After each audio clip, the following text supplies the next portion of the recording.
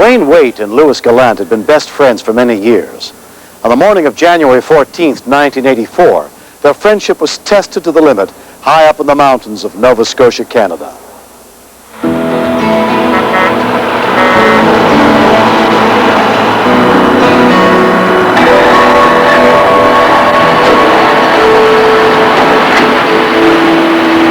Early on that winter morning, at the Irving Big Stop truck stop, Louis Gallant spotted a familiar face when he stopped for breakfast. When I pulled in, that's when I noticed it was Wayne's truck.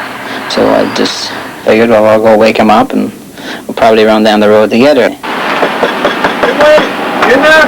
Hey, who's that? Hey, Wayne! He was kind of surprised, I think, to see me there, because like I was running down towards the U.S. a bit at that time, not so much that way. Well, that was pretty good food in there. Yeah, that's good. So I just figured somebody to talk to on the radio just makes the trip that much better than running by yourself. Wayne Waite was driving an 18-wheel refrigeration truck packed with 47,000 pounds of frozen food.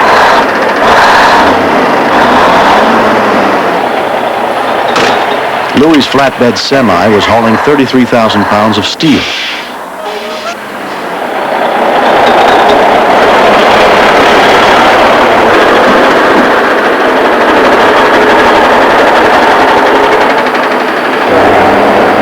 Wayne led the way as they headed out around 6 a.m.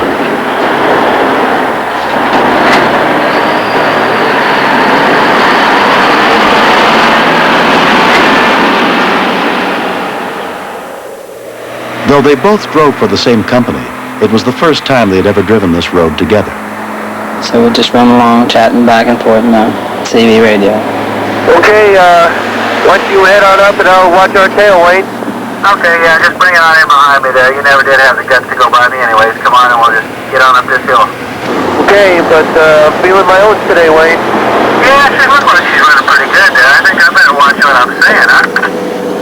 Why don't you let me come around you there, Wayne? Okay, hang on a sec. I'll let you know if it's clear up ahead. We got a straight coming up. Okay, yeah, looks pretty good. If you want to come around me, come on.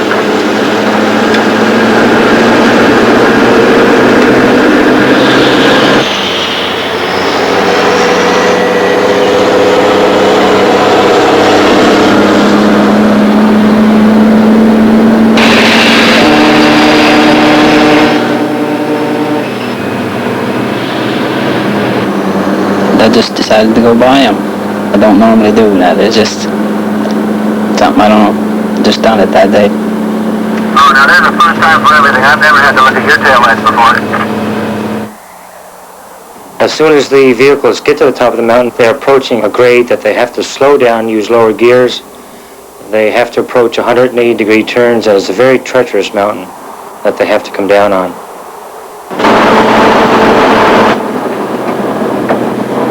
Okay, I'm at the top of the hill, eh?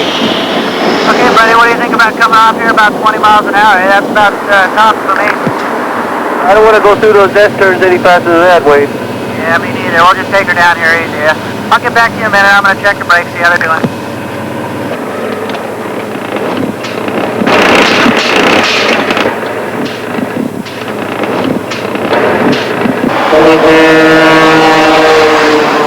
Well, I don't have any brakes. I have nothing. You're joking, right? No, I'm not kidding. I'm serious. I have nothing. All of a sudden, Wayne, always on the radio, that he lost his brakes. Well, how much time? And he said, I'm going to dynamite it, try to hold it back. Okay, I'm going to try. I'm going to dynamite him. Wayne then tried to use his emergency brakes. Nothing. But I thought he was joking for a few seconds. Wayne's tractor trailer weighed 49 tons, fully loaded. A truck that heavy could not possibly make it safely to the bottom of the winding mountain road without any brakes. Well, I tried to drop a gear and it's not moving, and I'm going to have to pick it back up again. That's when I told him to run in the back of my trailer. I tried to stop. Hey, Wayne, look, come on, shoot through the S-turns and then just hit my tail in the straightaway. It was the only thing to do. I had brakes. not knowing if they would hold 2 rigs or not, but I had to try. Less than a mile ahead was a stretch of road with enough straightaway for Louis to attempt to use his truck to stop Wayne's. It was their only chance before they reached a curve so sharp it would be impossible for Wayne to maneuver without brakes. As they headed downhill, Wayne was rapidly picking up speed. Louis was forced to keep accelerating to stay ahead of Wayne's truck.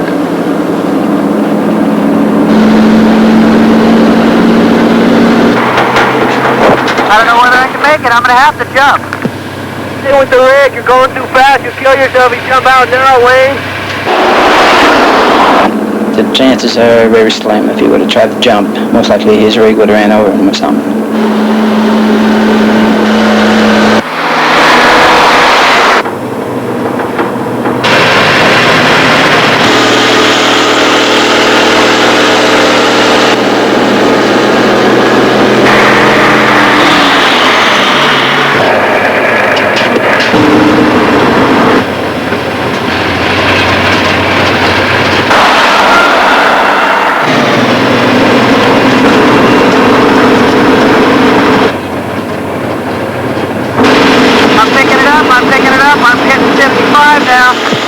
Stay with the rig, Wayne. Stay with the rig.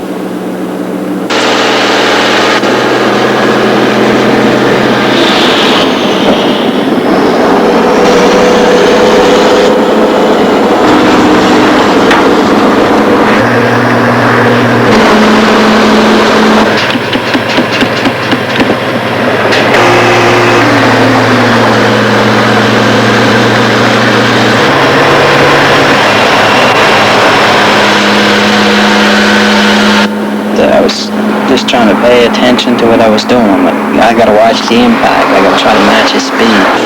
I knew the danger of the turn, so hoping and praying, I guess, that you get stopped before the turn.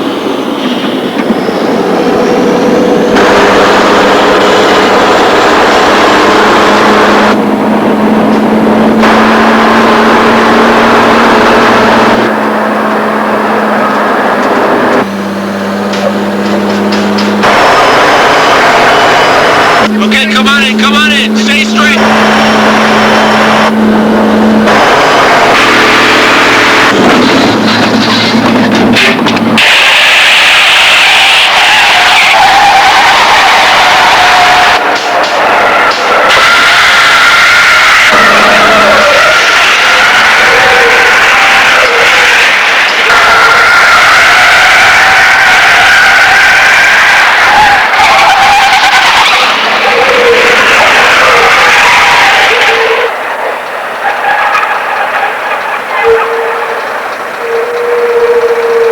The 2 trucks came to a stop less than 500 feet from the curve. Louis Gallant escaped without any injuries. His friend, Wayne Waite, had only suffered a few bruised ribs. I thought it was all over. This was my last trip. Because at that mountain, if your brakes hold one vehicle, you're thankful, because it is a treacherous mountain. But to hold 2, it's a miracle. 7 years later, Louis and Wayne and their families have become close. I knew I had one chance of saving him, and I just wanted to do it right. I didn't want no mistakes. If he would have hit it at an angle, like lost control somehow, like it would have probably took me out too.